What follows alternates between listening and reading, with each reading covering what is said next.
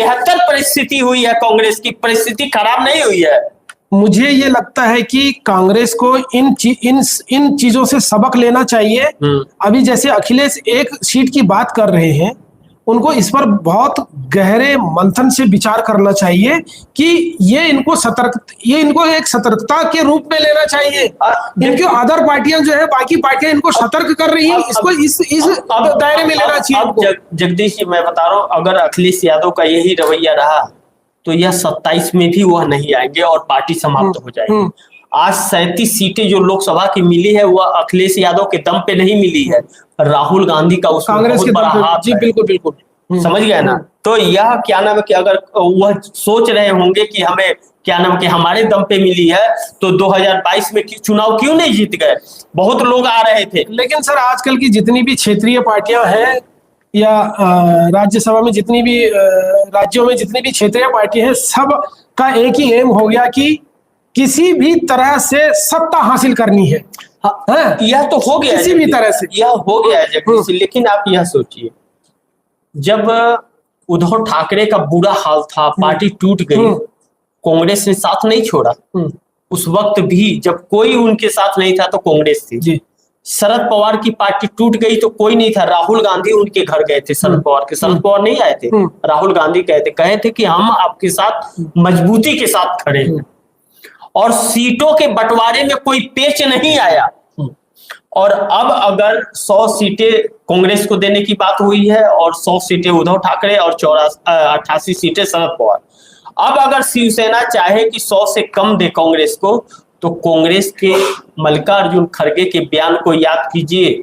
मल्लिकार्जुन खड़गे ने हैदराबाद की चार मीनार में यह कहा कि कोई पार्टी यह ना समझे कि कांग्रेस उसके पैरों में गिर जाएगी। कांग्रेस के पास बहुत सारे ऑप्शन है, एकल चलो की राजनीति अपनाएगी। और लेकिन हम कभी भी अपने सहयोगी को, अपने गठबंधन के लोगों को छोड़ने का प्रयास कभी भी नहीं करेंगे।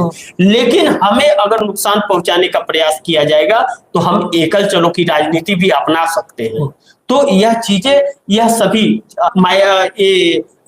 ममता बनर्जी हो, यह कांग्रेस को कमजोर करना चाहती है। और कांग्रेस को जितना यह लोग कमजोर कर रहे हैं, भारतीय जनता पार्टी उतनी ही मजबूत होती जा रही है और इस देश में बदहाली भी बढ़ती है। देखिए जगदीश जी, इन सभी तथ्यों को समझना देश की जनता को बहुत जरूरी है, क्योंकि जनता अब यह फैसला जनता करे कि उसे बेरोजगारी में ही जीना है या उसे इस महंगाई में ही रहना है, कर्जदार ही रहना है, या उसे रोजगार चाहिए। हरियाणा में सर काफी राहुल गांधी, प्रियंका गांधी ने काफी संकल्प यात्रा निकाली और काफी रैलियां करी, लेकिन जब वहां की जनता को समझ नहीं आ रहा है और जनता नहीं समझ पा रही है। अब मुझे लगता है कि कांग्रेस को इस हरियाणा की हार को बहुत ही गंभीरता से लेना चाहिए। नहीं देखिए जगदीश जी, कांग्रेस गंभीरता से ले रही है इस चीज को जी। जहां तक हमारे पास खबर है और जहां तक आप जानते हैं कि जब सबसे हमारी चर्चा होती है तो राहुल गांधी की यात्रा या 4-5 दिन जो राहुल गांधी उधर बिताए हैं समय, इसी का वजह है कि कांग्रेस 39.05% वोट प्रतिशत पे बढ़ी है। सीटें भी 7 सीटें बढ़ी हैं। कांग्रेस बढ़ी है, घटी नहीं है। कांग्रेस की बढ़ोतरी हुई है, मजबूत हुई है कांग्रेस वहां पे। यानी कि 28% से कांग्रेस अगर आकर के खड़ी हो जा रही है 39.5% पर, तो यह साफ है कि राहुल गांधी के मुद्दों को लोगों ने सराहा है, उनके मुद्दों का समर्थन किया है, तभी तो 39.5% पे बढ़ी है। नहीं तो 28% पे था, 28% था और 30 सीटें थी। तो अब 37 सीटें आई हैं और 39.05% वोट प्रतिशत बढ़ा है। और पहले कितना था? 28। तो 28 था तो 9 और 2 11, 12% वोट परसेंटेज बढ़ा है। अब यह देखिए भाजपा का 37% था, 37.97 ऐसे कुछ था और 39 हुआ, यानी कि 4% वोट भारतीय जनता पार्टी का बढ़ा है। लेकिन इस बढ़ने में और इस कांग्रेस का बढ़ने में डिफरेंस है, क्योंकि यहाँ पे कहीं ईवीएम का खेल है, तो कहीं स्कूटी का खेल है, कहीं वॉशिंग मशीन का खेल है, कहीं फ्रिज का खेल है, कहीं नोट का खेल है, और कांग्रेस के पास तो पैसा ही नहीं था। हमारे एक दर्शक बोल रहे हैं रफीक सईख, अरे कुछ करो, भाषण मत दो।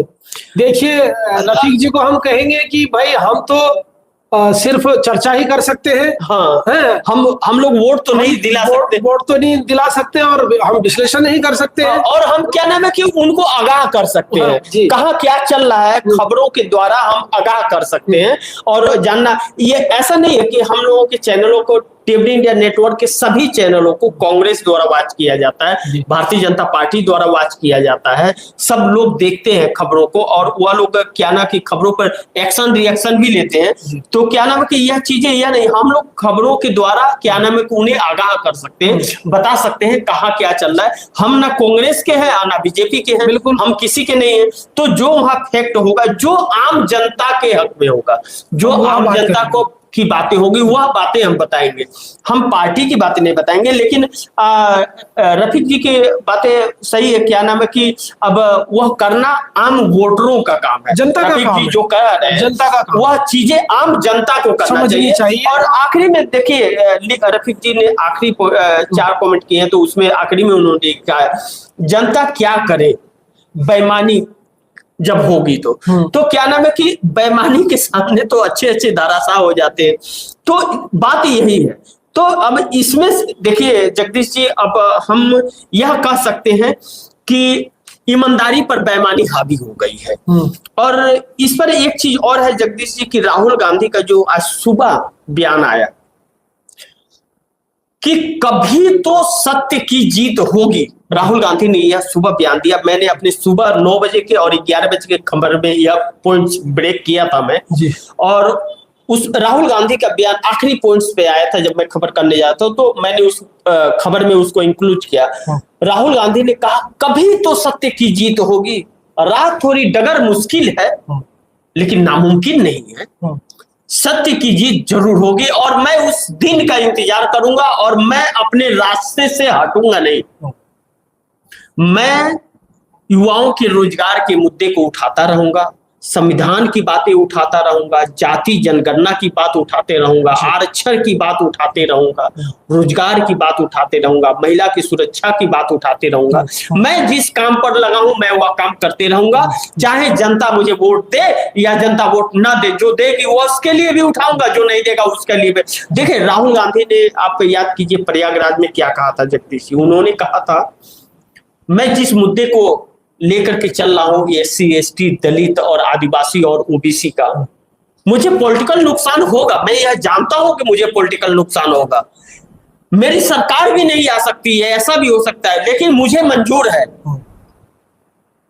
मुझे जितना पॉलिटिकल नुकसान होना है हो, लेकिन मैं इस गरीबों के मुद्दे को उठाता रहूंगा, जाति जनगणना के मुद्दे उठाता रहूंगा, संविधान की लड़ाई लड़ते रहूंगा, लोकतंत्र की लड़ाई लड़ते रहूंगा, बहन बेटियों की सुरक्षा की बातों को, आवाज को उठाता रहूंगा और उठा रहे हैं। और उस यही डर सताने लगा है भाजपा को, इसीलिए सारे षड्यंत्र। नहीं तो 28% से जगदीश जी 39% को पार कर जाना, 40% ही समझ लीजिए, इससे इतना वोट प्रतिशत बढ़ना है, यानी कि कांग्रेस मजबूत हुई है और बहुत ज्यादा मजबूत हुई है।